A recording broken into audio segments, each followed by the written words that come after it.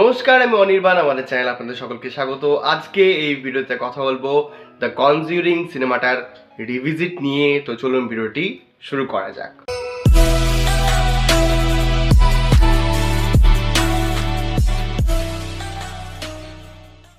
তো কনজিউরিং ইউনিভার্সের প্রথম ছবি দ্য কনজিউরিং আমি অনেকদিন পর রিওয়াচ করলাম, এবং সত্যি বলতে কি যে এই ইউনিভার্সের যে সিনেমাগুলো ছিল, আমি প্রথম দিককার সিনেমাগুলো বেশি ভালো লাগে।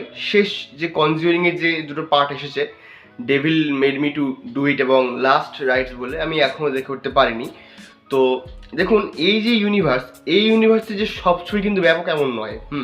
মানে কানেকশন আছে, গল্পে মজা আছে, হ্যাঁ, কিন্তু হরার এলিমেন্ট সব ছবিতে সেম রকম নেই। এবং সেই লেভেলের যে কিকটা হরার ছবি থেকে আমরা এক্সপেক্ট করি, সেটা কিন্তু সব ছবিতে নেই। এবং এই কিকটা কিন্তু ওই কনজিউরিং 2-তে অল্পাত্র এবং অ্যানাবেল ক্রিয়েশনে দারুণভাবে পাওয়া যায়। তো দ্য কনজিউরিং সিনেমাটা অনেক পর দেখলাম, এবং সত্যি বলতে কি আমি যদি এক লাইন এটা কথা বলি, তো এটাই ছিল সেই প্রথম ছবি যেটা এখনও কিন্তু মানে আমাদের কাছে নস্টালজিয়া হয়ে থাকবে। কারণ সব কিছু শুরু কিন্তু এই সিনেমা থেকে, এবং এই সিনেমাটা যদি আপনি দেখেন, আপনি বুঝতে পারবেন যে সিনেমাটা কীভাবে ইউনিভার্সের জন্য বিল্ড আপ করেছে।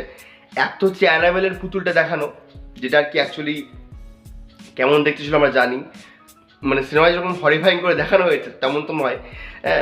আর সাথে এই যে বলা হচ্ছিল, ওই একটা পোর্শন ছিল যেখানে এড লরেনকে বলছিল, আচ্ছা আমি নামে খুব গন্ডগোল করে ফেলি এই দুজনের, মানে নামটা কি জানি বাবার গুলিয়ে ফেলি।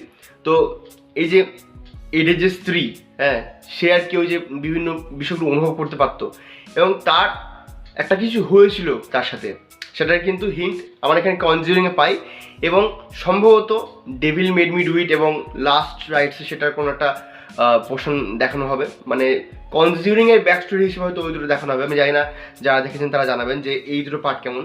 মানে অ্যাকচুয়ালি কী জানেন তো, যে কোনো হরার সিনেমা যদি আমি মানে ফিডব্যাকটা ভালো না পাওয়া যায়, তাহলে দেখতে মজা আসে না।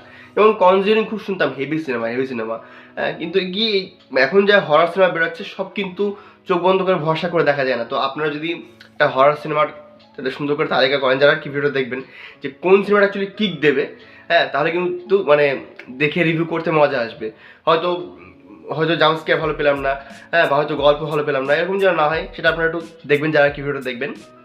তো এই সিনেমাটা যেরকম একটা সত্যিকার ঘটনা নিয়ে, হ্যাঁ, এখন হয়তো অনেকে দ্বিমত হতে পারে যে এটা ভুলভাল, কিংবা তাদের ওয়ারেন লরেন আমি বললাম গন্ডল করে ফেলি। তো যাই হোক, এই যে এদের যারা কি ডেমোলজিস্ট ছিল, তাদের যে ভূমিকা, তারা সত্যিই না মিথ্যে, হ্যাঁ, এরকম অনেক প্রশ্ন তুলতে পারে। কিন্তু আপনি যখন সিনেমাটা দেখবেন না, মানে একটা আলাদাই মজা, একটা আলাদাই ফিলিং লাগে সিনেমাটা দেখতে। বিশেষ করে যে পা ধরে হট করে যে টেনে আনার দৃশ্য, ওগুলো ভাই কিন্তু কঠিন ছিল, মানে মজাই এসে যায়।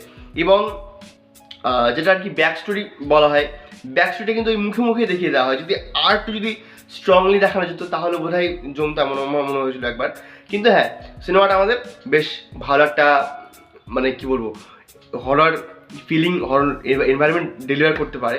এবং এমন নয় যে আমি আর কি জাস্ট হুজুগে দেখতে বসেছিলাম। আমার বন্ধু বাড়িতে এসেছিলো, তো সে বললো একটা হরর মুভি দেখবে, তো সে আর কি ওই সিনেমাটা একটু কম দেখেছে, বাট দেখেছে।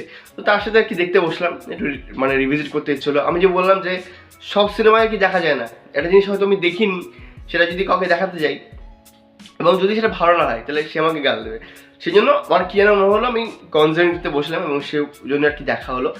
তো অ্যাকচুয়ালি এই সিনেমাটা না, আপনি যদি দেখতে পারেন যে যেভাবে গল্পটা এগিয়েছে, কিংবা যেভাবে পুরো এনভায়রনমেন্টটাকে সেট করেছে, যেখানে বাড়ির লোকেশন, হ্যাঁ, আচ্ছা, যে অ্যামিটিভিল ভাই যে হরর ছিল সেটা থেকে আর কি ইন্সপায়ার্ড হয়ে আর কি এই সিনেমাটা তৈরি হয়েছিল। আপনারা একটু জানাবেন, হ্যাঁ, যে অ্যামিটিভিল হররটা কেমন, আমি তাহলে দেখবো। তো যেভাবে গোটা বিষয়টা করা, এবং জেমস ওয়ান খুব ভালো একজন ডিরেক্টর, তিনি মানে খুব ভালো ভালো হরর সিনেমা বানিয়েছেন, সিরিজ তো রয়েছেই, এবং এই কনজিউরিং ইউনিভার্সে যে কটা সিনেমা তৈরি প্রত্যেকটা কিন্তু A1 সিনেমা। তো জেমস ওয়ানের মতো কিন্তু এই লোক কিন্তু আমাদের খুব দরকার, মানে হরর ছবির জন্য। এবং এই কনজিউরিংয়ের যে সিকুয়েল রয়েছে, বা যে আর কি আগে যে প্রিকুয়েল হিসেবে অ্যানাবেল ক্রিয়েশনের গল্প রয়েছে, তার মধ্যে তো বললাম যে অ্যানাবেল পার্টটা আমার হেভি লাগে। দ্য নান 2 আমি দেখিনি, দ্য নান দেখেছিলাম। নান 2টা কেমন আপনারা জানাবেন। এবং আরেকটা সিনেমা ছিল কার্স অফ লা লরনা বলে, ওটা যদিও ফার্স্টে ইউনিভার্সের মধ্যে ছিল, বাট পরে সেটাকে ইউনিভার্স থেকে বের করে দেওয়া হয় কেন জানি না। তো ডেফিনেটলি কনজুরিং একটা নস্টালজিক হরার ছবি আমার কাছে, এবং আমার খুব পছন্দের একটা ছবি। আপনারা যারা দেখেছেন বা দেখেননি, যারা দেখেছেন তারা জানাবেন যে কেমন লেগেছে, এবং যারা দেখেননি আশা করি যে দেখে থাকবেন না এমন কিছু নয়, তারা একবার দেখে জানাবেন যে কেমন লাগলো। আর এই ছিল আজকে ভিডিওটি ভালো লাগলে লাইক করুন, কমেন্ট করুন, শেয়ার করুন, আমাদের চ্যানেলটি অবশ্যই সাবস্ক্রাইব করুন। ধন্যবাদ।